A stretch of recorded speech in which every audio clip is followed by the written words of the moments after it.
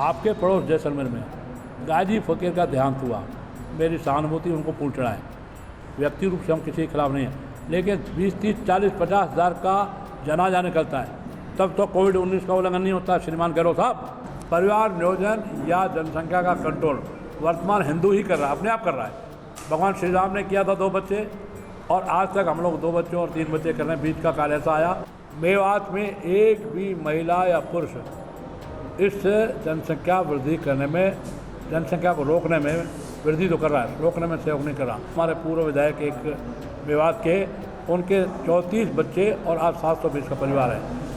आज मैं 1, 4 हमारी बीवी, ये मुसलमानों का सोच है।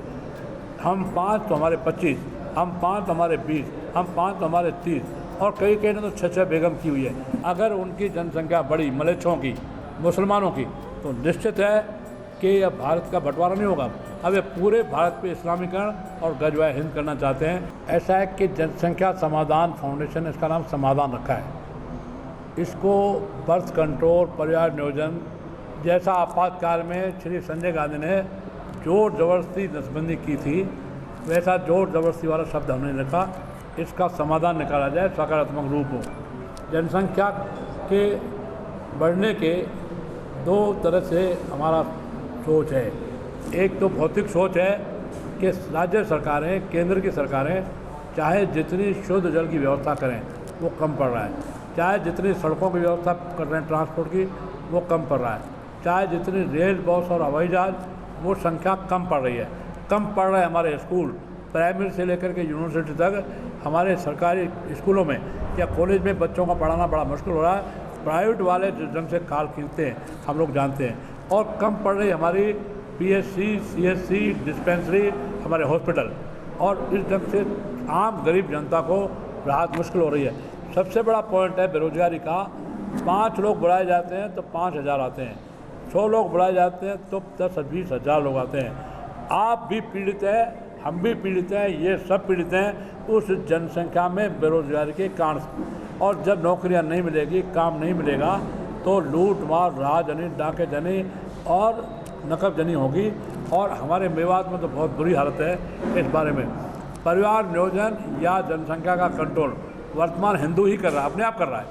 भगवान श्री राम ने किया था 2 बच्चे, और आज तक हम लोग 2 बच्चों और 3 बच्चे कर रहे हैं। बीच का काल ऐसा आया, कुछ संख्या हम लोगों की बड़ी थी। लेकिन दूसरा समुदाय मुसलमान, मेवात में एक भी महिला या पुरुष इस जनसंख्या वृद्धि करने में, जनसंख्या को रोकने में वृद्धि तो कर रहा है, रोकने में सहयोग नहीं कर रहा। मैंने एक उदाहरण दिया, हमारे पूर्व विधायक एक मेवात के, उनके 34 बच्चे और आज 720 का परिवार है। आज मैं 1, 4 हमारी बीवी, ये मुसलमानों का सोच है।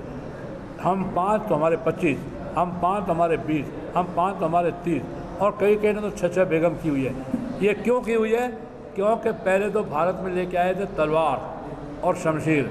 अब तलवार की जरूरत नहीं, अब तो वोट के अधिकार से, वोट के कारण से इस देश को इस्लामीकरण करना चाहते हैं, इस देश का इस्लामीकरण करना चाहते हैं। और वैसे भी आप पत्रकार प्रबुद्ध लोग हैं, आप जानते हैं कि जहाँ हिंदू घटा वहाँ देश बटा।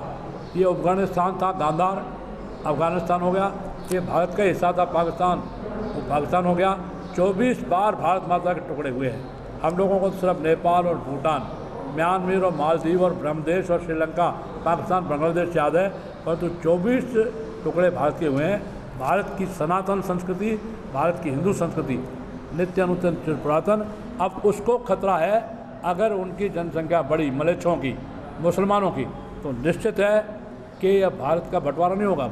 अब ये पूरे भारत पे इस्लामीकरण और गजवाए हिंद करना चाहते हैं, यह उनका उद्देश्य है।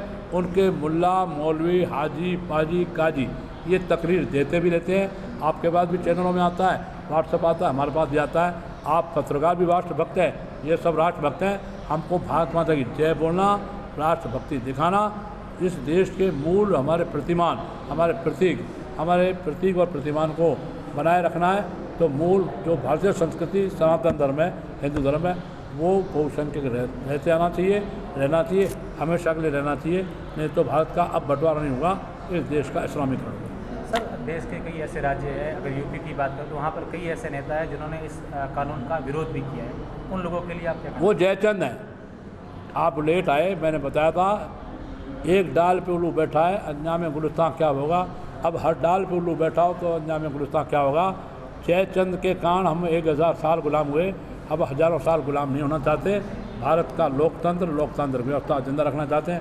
वो जयचंद का कलयुग में इस समय के वातावरण में वो जयचंद का दूसरा रूप है। वो वोटों की लालच में, तुष्टिकरण के लिए, खुशामद के लिए। और मैंने आपको उदाहरण दिया, यहाँ भाषण में आप थे या नहीं थे, यहाँ कोविड-19 की गाइडलाइन लागू है। आपके पड़ोस जैसलमेर में गाजी फकीर का देहांत हुआ, मेरी सहानुभूति उनको फूल चढ़ाएँ। व्यक्ति रूप से हम किसी के खिलाफ नहीं हैं, लेकिन 20, 30, 40, 50 हज़ार का जनाजा निकलता है, तब तो कोविड-19 का उल्लंघन नहीं होता श्रीमान गहलोत साहब। और हमारे यहाँ उसी समय मैं नगर परिषद का प्रभारी था धौलपुर में, हमारे पूर्व विधायक सुखराम कोहली ने हनुमान मंदिर में और सवामणि की 200-250 लोग थे, तो मुख्यमंत्री जी का खुद का फ़ोन एसपी के पास जाता है, ये क्या हो रहा है मंदिर में 250 लोग इकट्ठे क्यों हैं।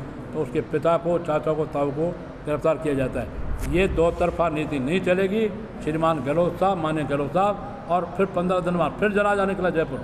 उस समय कोविड लाइन नहीं थी, उनको खुश करने के लिए, उनके वोट लेने के लिए भिखारी बन करके, और आज भिखारी बन गए हैं उन पार्टियों के लोग। नाम नहीं लेता, मैं राजनीति नहीं करना चाहता क्योंकि मैं जनसंख्या समाधान के कार्यक्रम में हूँ, लेकिन आप खूब समझ रहे हैं भिखारी बन चुके, तुष्टिकरण नीति, खुशामद की नीति, क्योंकि उनका वोट संगठित है। हमारा वोट जातिवाद में बिखरा हुआ, हमारा वोट भाषावाद में बिखरा हुआ। अब उसको संगठित करने के लिए राष्ट्र की भावना, भारत माता की श्रद्धा और इस देश के महापुरुषों की श्रद्धा, इसको पैदा करके साथ में जनसंख्या समाधान के माध्यम से जनसंख्या कंट्रोल के नियम लागू करवाने के लिए हम मोदी जी को देंगे नैतिक दबाव, माननीय गहलोत साहब देंगे नैतिक दबाव, हर मुख्यमंत्री को, हर प्रधानमंत्री माननीय श्रद्धेय मोदी जी को। 2 प्रांतों ने जनसंख्या कंट्रोल स्वीकार कर लिया है, एक तो आसाम के मुख्यमंत्री माननीय श्री हेमंत शर्मा और एक यूपी के मुख्यमंत्री महेंद्र श्री आदित्यनाथ को जनसंख्या कंट्रोल का कानून बना रहे हैं। इसके लिए आपको धन्यवाद। जय हिंद, जय भारत, जय श्री राम। सर 22 जिलों में आप ये कार्यक्रम कर चुके हैं, जनता का किस प्रकार से सपोर्ट मिल रहा है? लोग पूरा सपोर्ट मिल रहा है, और कई लोग तो बाद में फ़ोन करते हैं जो मुझे बहुत जानते हैं क्योंकि मैं राजनीतिक दृष्टि से रहा। फ़ोन करते हैं, साहब हमको सूचना क्यों नहीं, हमको क्यों नहीं बताया, हमको क्यों नहीं बताया, हमको सूचना क्यों नहीं, लोग शिकायत करते हैं। इसलिए आज एक विधायक महोदय ने शिवाणा के, उन्होंने कहा भाई साहब आप बाड़मेर हो और मैं जयपुर हूँ, दुख की बात है, हमको सूचना क्यों नहीं हुई।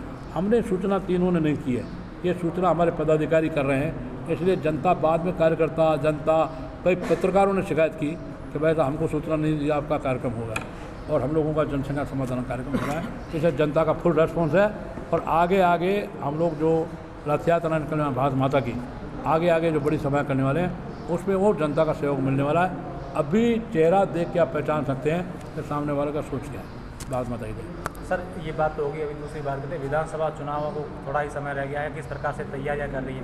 राजनीतिक बात नहीं, अब राजनीतिक बात नहीं, सिर्फ जनसंख्या समाधान। Okay, thank you.